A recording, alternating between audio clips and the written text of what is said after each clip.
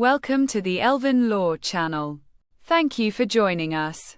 Today, we're diving into the 2022 film Amsterdam, a movie that blends history, comedy, and mystery. Before we start, a quick spoiler warning. If you haven't seen the film yet, I recommend watching it first and then coming back to join us for this fascinating discussion. Amsterdam is based on a real historical event called the Business Plot, a conspiracy in the 1930s where a group of wealthy American businessmen planned to overthrow President Franklin D. Roosevelt's government. In the film, three fictional characters, Bert Berenson, Christian Bale, Harold Woodman, John David Washington, and Valerie Vose, Margot Robbie, uncover this plot and work to stop it. While the main characters and many story details are fictional, the core of the film, the business plot, is rooted in a real historical event that shows how the wealthy can threaten democracy. The film's story kicks off with a murder mystery. The killing of an army commander and later his daughter, Elizabeth Meekins, played by Taylor Swift, which pulls Bert, Harold, and Valerie into the fray. Bert is a doctor and war veteran who, due to a lack of proper medication for injured soldiers, takes up pharmacology himself. Harold is a lawyer fighting for the legal rights of veterans, and Valerie is a nurse with a deep emotional connection to this group, carrying memories from the war.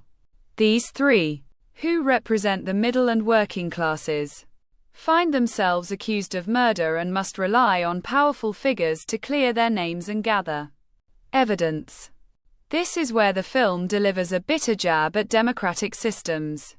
Bert and Harold, as war veterans, realize that society and the government pay little attention to their sacrifices, treating them as if their time has passed.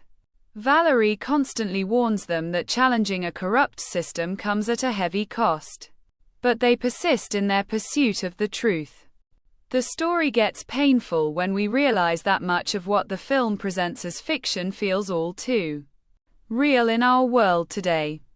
The concentration of wealth and power in the hands of a few, just like in the business plot of the 1930s, can become a dangerous tool against society.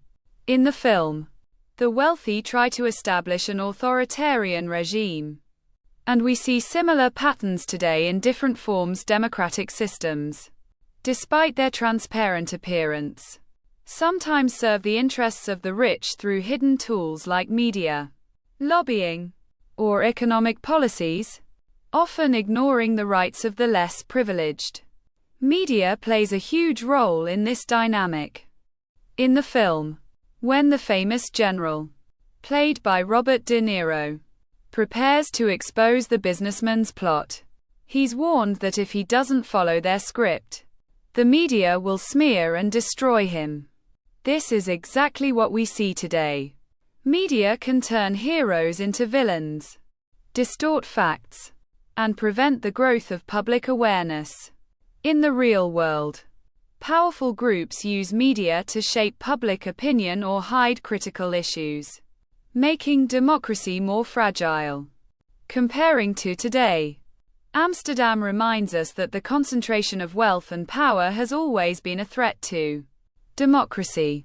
In the 1930s, the businessmen involved in the plot went unpunished because their influence shielded them from prosecution. Today, we see the wealthy shaping society through their sway over politics, economics, and media. For example, cuts to social welfare programs for the less privileged or the control of major media platforms reflect these same patterns. These similarities make us wonder, is history repeating itself? Conclusion: Amsterdam is more than just an entertaining film. It's a warning about the dangers of concentrated power and wealth. Bert, Harold, and Valerie show us that even ordinary people can stand up to systemic corruption with unity and courage. But it comes at a cost. What do you think? Do we need this kind of resistance today? Drop your thoughts in the comments and let us know how we can prevent history from repeating itself.